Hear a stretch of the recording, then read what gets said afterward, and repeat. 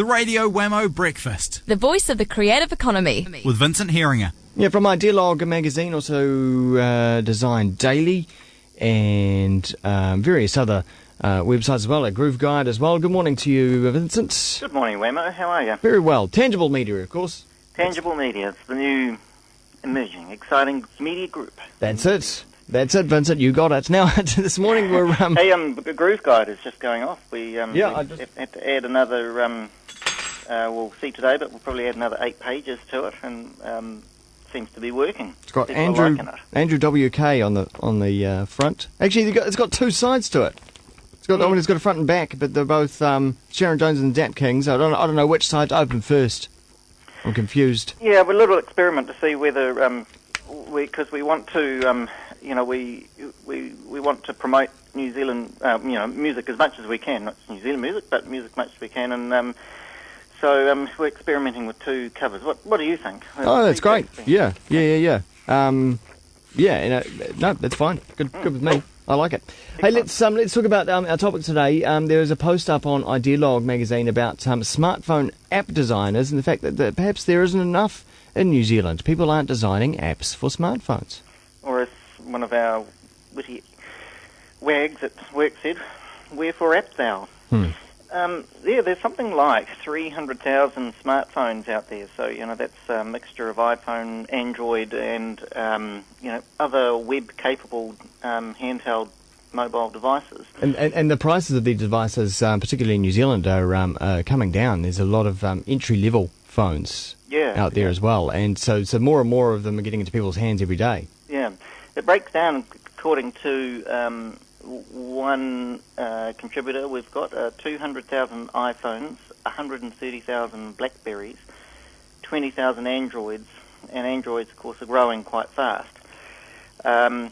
It's a very interesting area, and but a curious bit of feedback that we're getting from industry is there is an absolute dearth of both applications out there made by Kiwis, and as a result, obviously, hardly any app developers, both designers and developers in the app space, seem to be lost in action, and it's a bit strange given just how fast this area is growing and how interesting it is from a commercial point of view. Absolutely.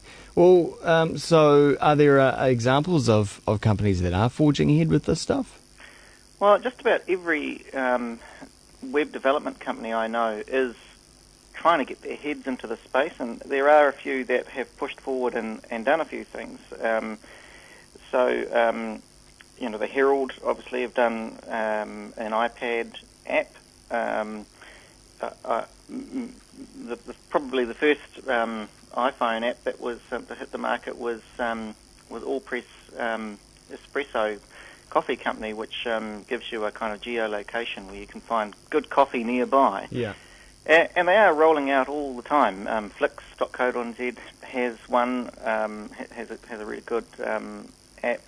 And we as a company are looking at them as well. But is that Welly Walks one you talked about a few shows back? That's right. My Secret Diary was developed by Renaissance Corporation, which is a Kiwi company that has a long time been the Apple distributor in New Zealand, and they've got a development arm and developed this incredibly successful My Secret Diary, which is aimed at tweens, that kind of 10 to 13 age group, girls who can keep a diary and do stickers and all that kind of stuff on there.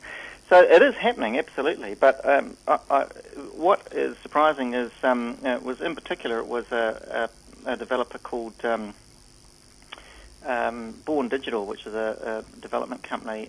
Brett Hancock, who's the founder, was advertised for an app developer and couldn't find one. Not a single person applied for the job, and highlighted really just how we are. We often congratulate ourselves as being ahead of the development or the technology curve in New Zealand, but I wonder if that's becoming a myth actually, and our lack of broadband speed and our relatively poor uptake of internet by comparison with other countries is actually holding us back in this space. So if you're at school now and you're tech savvy, perhaps design savvy as well, the good thing to do maybe to head straight out of school and get yourself a course Absolutely, in this area. Yeah. I was at a conference this week where the founder of the Hyper Factory, and the Hyper Factory was the mobile marketing company that was just sold for $110 million to a US corporation, Kiwi company. The guys have come back from the States to say, man, New Zealand, we're way behind.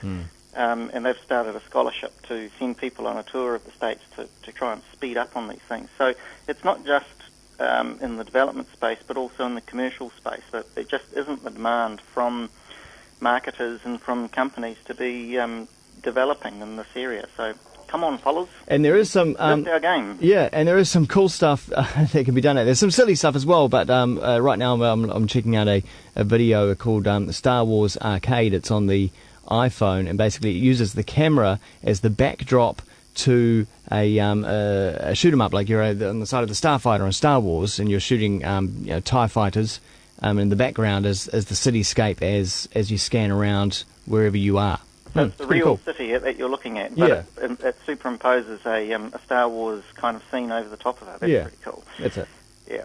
I mean, there are so many amazing apps, both useful and completely stupid, out there. And the nice thing about apps, of course, is that there is a commercial model around them. So unlike the web, where it's just kind of free and easy, there is a model. You can be paid for the work that you do. So it's very exciting for developers and content makers. Indeed. And finally, some good news up at celsius.co.nz. I woke up this morning and read Celsius and discovered that New Zealand is notable for one thing: our companies, on a philanthropic basis, are the most generous companies in the world. It has this report is from a London-based outfit called the Benchmarking Group, and what they have done is calculate on the basis of sort of per head of population. Kind of cash donations and in-kind donations by companies, and New Zealand tops the list. I'll just read to you what it says here, that cash donations have increased significantly from all contributions. So, and in-kind donations have decreased, which is really surprising. You would think in a recession that the cash component of donations by companies would fall. But I suspect what's behind this, Wammo, is that there's a real growth in the corporate social responsibility movement, and companies are realising that doing good is perhaps as powerful, perhaps even more powerful than advertising. So, kind of interesting statistic. Well, it's the PR angle, isn't it? Well, I suppose, there's this sense that business is part of the community, so just selling products and services is not enough anymore. Businesses need to be seen to be contributing to schools and science and philanthropic causes, and kind of, being part of the neighbourhood. Well, it sounds very good to me. Thanks very much, Vincent. Pleasure, Wammo. Vincent Heeringa at Ideologue magazine, Celsius as well, as we've just been talking about those two particular websites.